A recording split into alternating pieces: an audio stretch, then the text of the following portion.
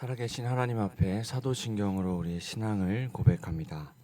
전능하사 천지를 만드신 하나님 아버지를 내가 믿사오며 그 외아들 우리 주 예수 그리스도를 믿사오니 이는 성령으로 잉태하사 동정녀 마리아에게 나시고 본디오 빌라도에게 고난을 받으사 십자가에 못 박혀 죽으시고 장사한 지 사흘 만에 죽은 자 가운데서 다시 살아나시며 하늘에 오르사 전능하신 하나님 우편에 앉아 계시다가 저리로서 산자와 죽은 자를 심판하러 오시리라.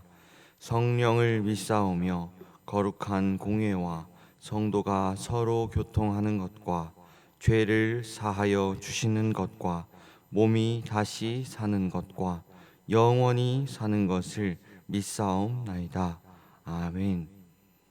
찬송가 303장 함께 찬양하시겠습니다.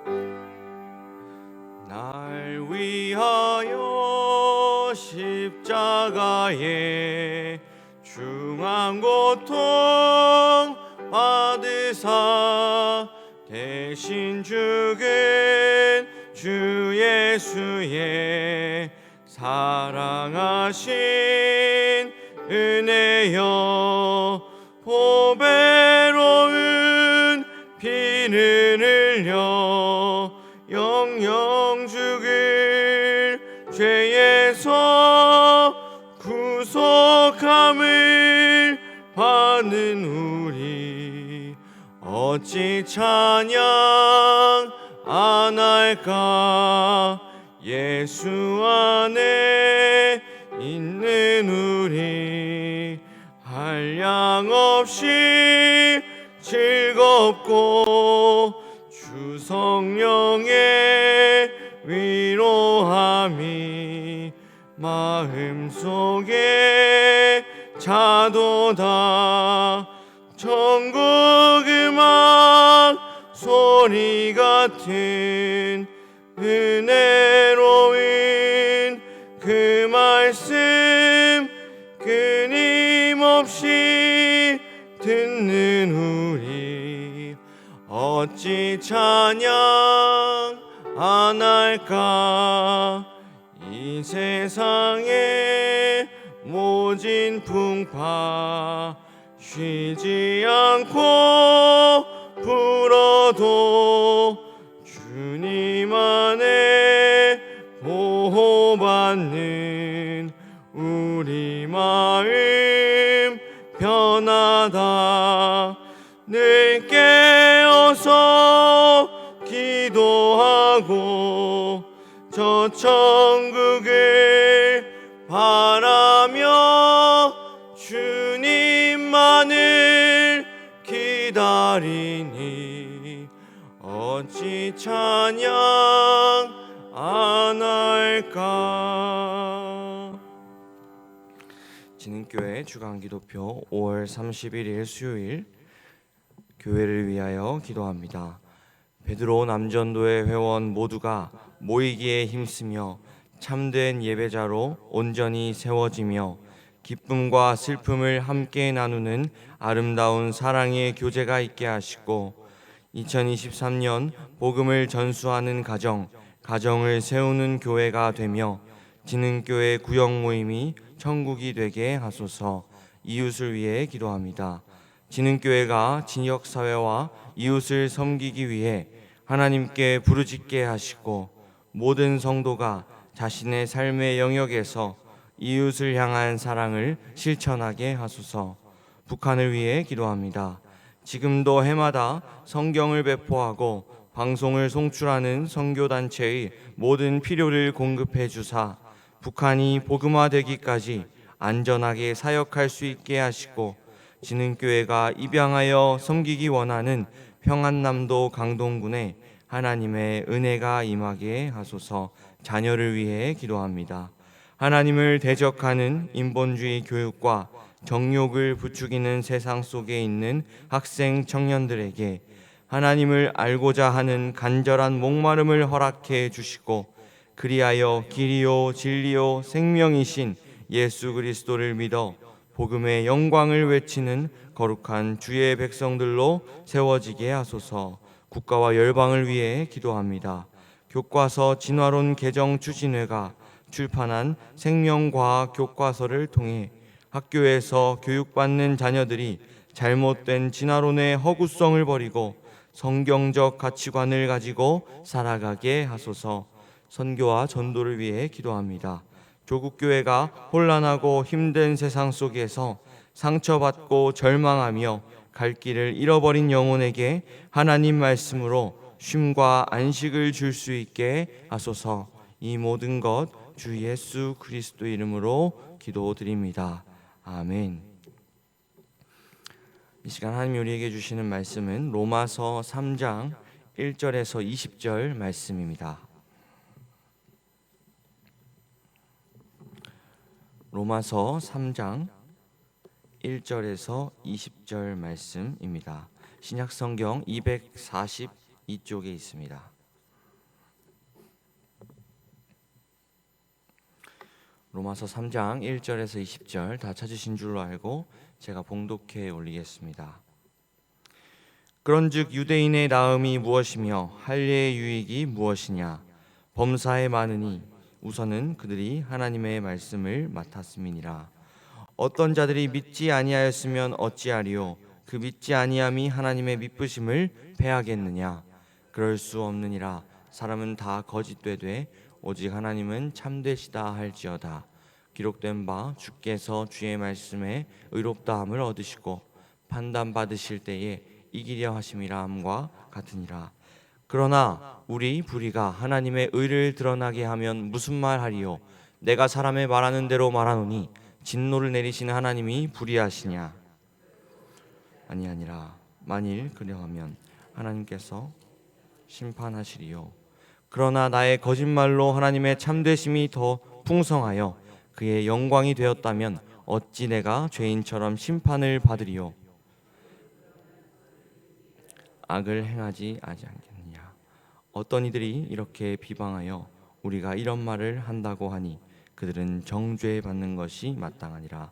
그러면 어떠하냐? 우리는 나으냐? 결코 아니라. 유대인이나 헬라인이나 다 죄 아래에 있다고 우리가 이미 선언하였느니라. 의인은 없나니 하나도 없으며 깨닫는 자도 없고 하나님을 찾는 자도 없고 함께 무익하게 되고 선을 행하는 자는 없나니 하나도 없도다. 그들의 목구멍은 열린 무덤이요 그 혀로는 속임을 일삼으며 그 입술에는 독사의 독이 있고 저주와 악독이 가득하고 그 발은 피 흘리는 데 빠른지라. 고생이 그 길에 있어 평강의 길을 알지 못하였고 그들의 눈앞에 하나님을 두려워함이 없느니라 함과 같으니라. 우리가 알거니와 무릇 율법이 말하는 바는 율법 아래에 있는 자들에게 말하는 것이니 이는 모든 입을 막고 온 세상으로 하나님의 심판 아래에 있게 하려 함이라. 그러므로 율법의 행위로 그의 앞에 의롭다 하심을 얻을 육체가 없나니 율법으로는 죄를 깨달음이니라. 아멘. 오늘 이 새벽도 우리의 정체성 외치며 함께 시작하도록 하겠습니다. 시작. 우리는 구원받았으나 죄인이며 오직 하나님의 사랑으로 사는 그리스도인이다. 아멘. 사랑하는 성도 여러분, 오늘도 이 새벽을 깨워서 자리에 나오신 여러분 모두 환영하고 축복합니다. 출타 중이신 목사님 대신하여 제가 오늘 설교하게 되었습니다. 위에서 기도해 주시기 바랍니다. 계속해서 광고 나가는 것처럼 내일 이 시간에 6월 월삭 성찬 새벽 기도회로 드려집니다. 특별히 6월부터는 정교인이 함께 참석하여 함께 성찬을 나누고 또 기도하는 시간으로 드려지게 됩니다. 우리 부모 자녀 할 것 없이 모두가 이 자리에 나와서 함께 기도하고 하나님께 부르짖는 시간 되시기를 소망합니다. 미리 나눠드린 기도 제목 표를 꼭 작성하셔서 가져오셔서 가정을 위해서 기도하는 귀한 시간 되시기를 바랍니다.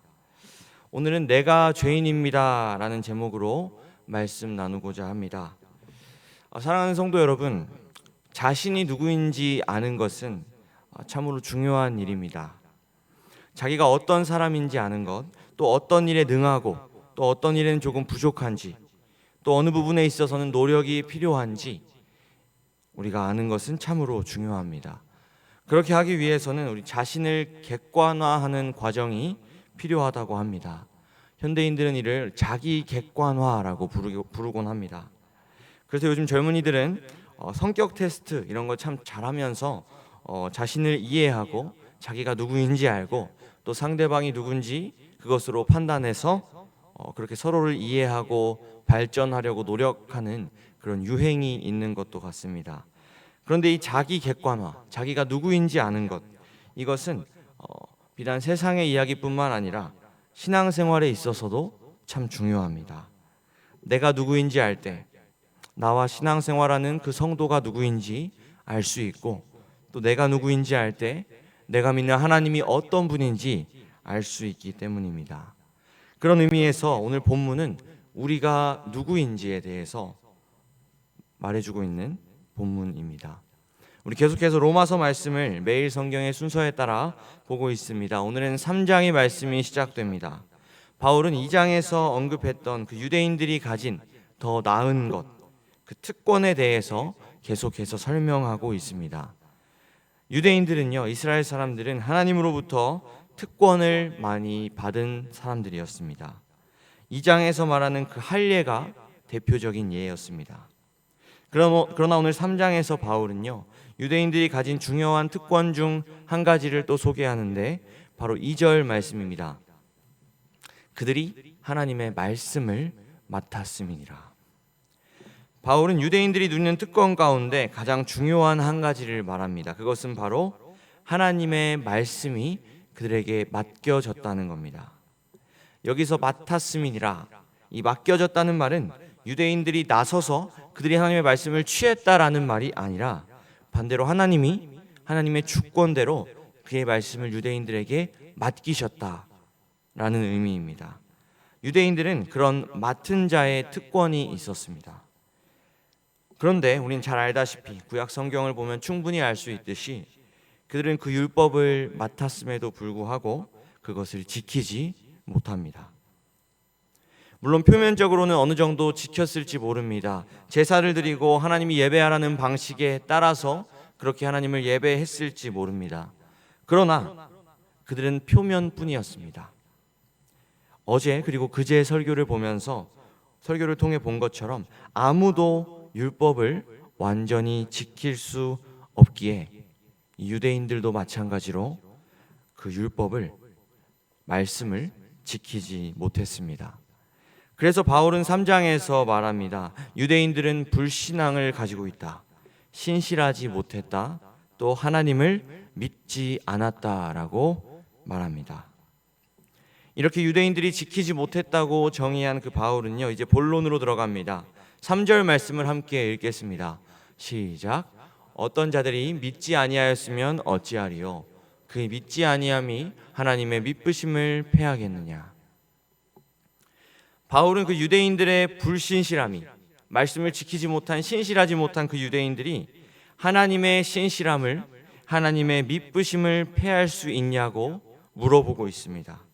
그리고 답합니다. 그럴 수 없느니라. 인간의 그 유대인들의 믿지 않음이 하나님의 믿으심을 패할 수 없다라고 말하고 있는데요.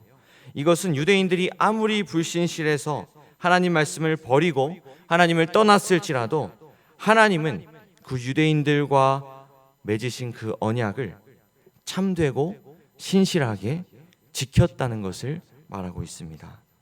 유대인들은 하나님의 말씀을 맡았지만 그것을 버리고 어겼을지 몰라도 하나님은 그의 말씀을 지키셨다는 말입니다.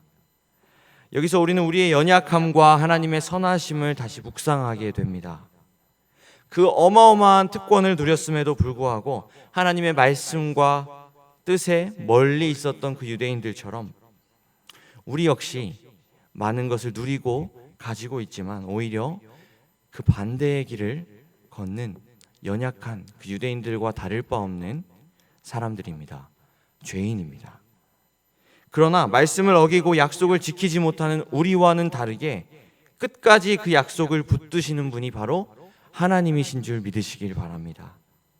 머리로는 하나님을 알고 입술로는 하나님을 고백하지만 날마다 무너지고 날마다 범죄하는 우리들입니다.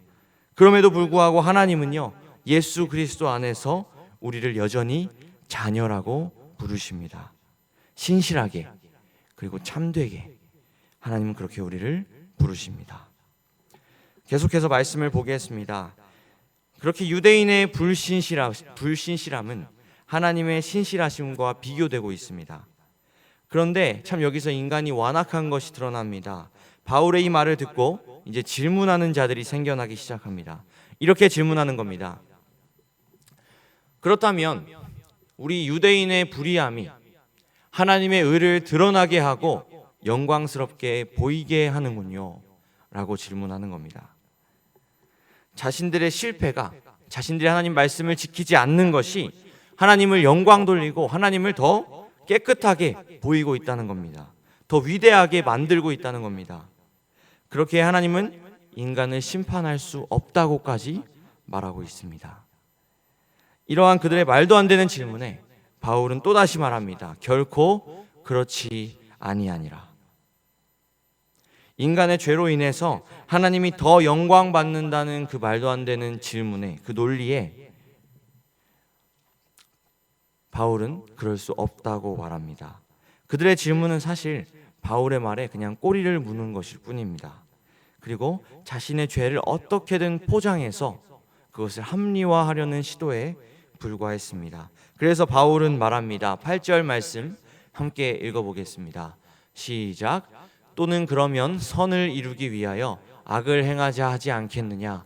어떤 이들이 이렇게 비방하여 우리가 이런 말을 한다고 하니 그들은 정죄 받는 것이 마땅하니라. 3장 8절입니다. 그렇습니다. 하나님의 의로우심과 심판하심은 우리의 죄에 대한 핑계가 될 수 없습니다. 이제 바울은 9절에서 20절, 유대인뿐 아니라 우리 이방인 모든 사람들이 하나님의 심판 아래에 있음을 설명하기 시작합니다. 하나님의 말씀을 맡은 유대인만이 아니라 그렇지 않은 이방인들까지, 세상에 있는 모든 사람은 다 하나님 앞에 죄인이라는 겁니다. 다른 말로 의인은 단 한 명도 없다고 말하고 있습니다. 하나님의 율법을 완전하게 지킬 수 있는 사람은 단 한 명도 없습니다. 더 나아가서 바울은 사실은 지키고자 하는 사람도, 그 원함도 우리에게 없다고 말합니다. 9절에서 12절 말씀을 제가 읽겠습니다. 그러면 어떠하냐? 우리는 나으냐? 결코 아니라. 유대인이나 헬라인이나 다 죄 아래에 있다고 우리가 이미 선언하였느니라. 기록된 바 의인은 없나니 하나도 없으며 깨닫는 자도 없고 하나님을 찾는 자도 없고 다 치우쳐 함께 무익하게 되고 선을 행하는 자는 없나니 하나도 없도다.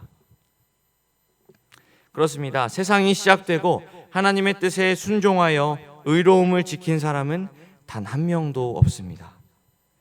죄 가운데 빠지고 타락한 인간은 모두 하나님을 깨닫지도 못하고 찾지도 못하는 사람들입니다. 13절에서 15절은 이 죄의 양상에 대해서도 설명하고 있습니다. 그들의 목구멍은 열린 무덤이요 그 혀로는 속임을 일삼으며 그 입술에는 독사의 독이 있고 그 입에는 저주와 악독이 가득하고 그 발은 피 흘리는데 빠른지라. 이 사람의 혀와 입으로 짓는 죄가 참 많음을 말해주고 있습니다. 또한 발로 움직이며 우리의 행동으로 짓는 죄 역시 너무너무 많습니다. 죄를 짓는데 참 빠른 우리들입니다. 그리고 그 죄의 결과는 16절에서 18절 바울은 이렇게 소개합니다. 파멸과 고생이 그 길에 있어 평강의 길을 알지 못하였고 그들의 눈앞에 하나님을 두려워함이 없느니라 함과 같으니라. 우리가 가진 그 죄, 인간 모두가 가진 그 죄의 영향, 그 결과는 바로 파멸과 고생입니다. 여기서 고생은 비참함이라는 뜻이 있습니다. 죄로 인해 타락한 인간은 비참함을 가지고 있습니다. 사람들은 말합니다. 이 인생의 고생과 고난은 다 어디서 오는가? 선하신 하나님은 이 고난을 도대체 우리에게 왜 주시는가? 사실 그러한 질문을 하기 전에 우리는 우리가 누구인지 알아야 합니다. 그 고난은 하나님의 허락 가운데 우리에게 주어졌지만 결과적으로 근본적으로 그 비참함, 죄 때문에 이 세상 가운데 들어오게 되었습니다. 죄인된 우리는 비참함 가운데 있습니다.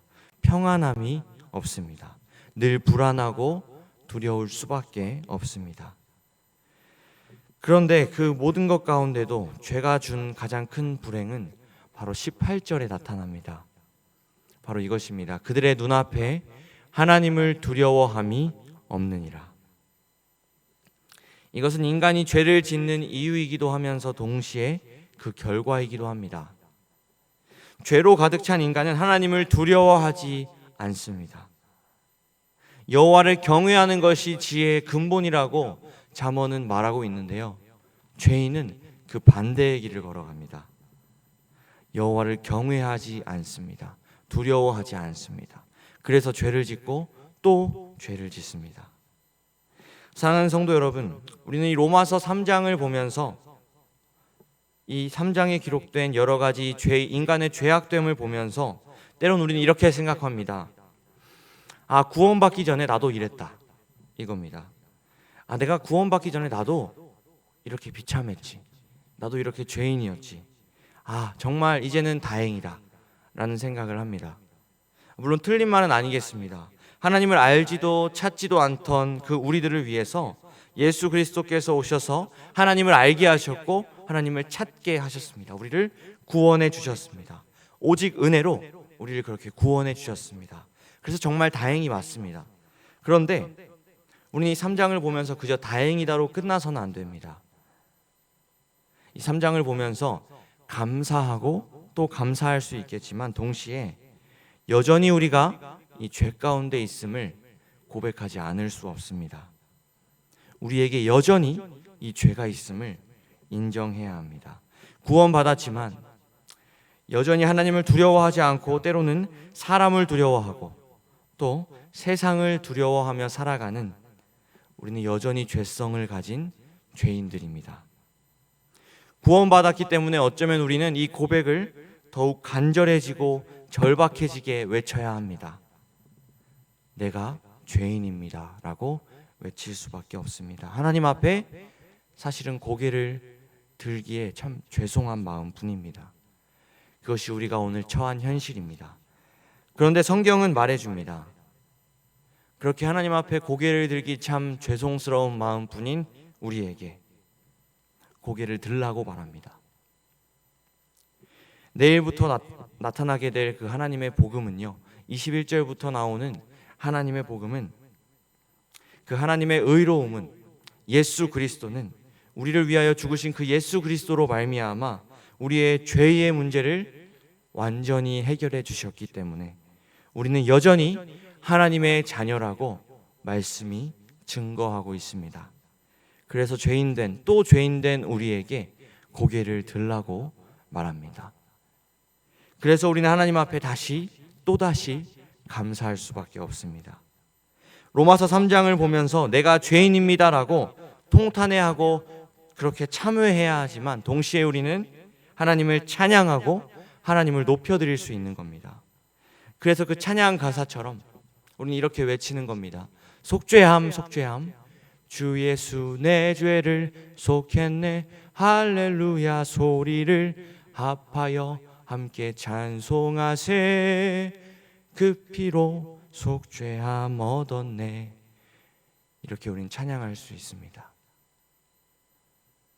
이 속죄함이 한 번으로 우리는 구원받았지만 매일의 삶 가운데 이 속죄함이 경험되고 하나님 앞에 감사의 고백이 끊이지 않을 수밖에 없는 이유, 오늘도 우리가 내가 죄인이기 때문입니다.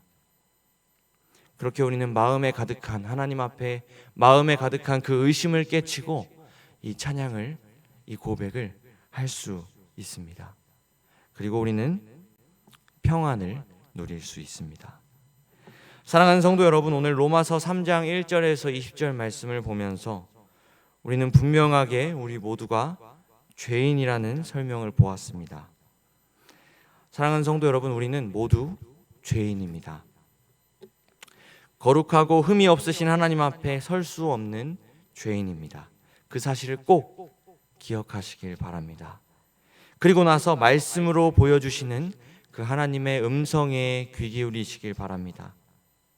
어제도 죄로 물들었고 또 오늘도 죄로 물들 우리들이지만 죄악된 우리가 아니라 완전히 의로우신 그 예수 그리스도, 십자가에 죽으신 그 예수 그리스도를 바라보시며 우리를 하나님의 자녀라고 부르시는 그 하나님의 은혜, 우리를 보면서 하나님의 자녀가 아니라 예수님의 완전함과 예수님의 의로움을 보며 너희가 나의 자녀다라고 부르시는 그 하나님의 감사하며 사시는 하루가 되시기를 주님의 이름으로 축복합니다.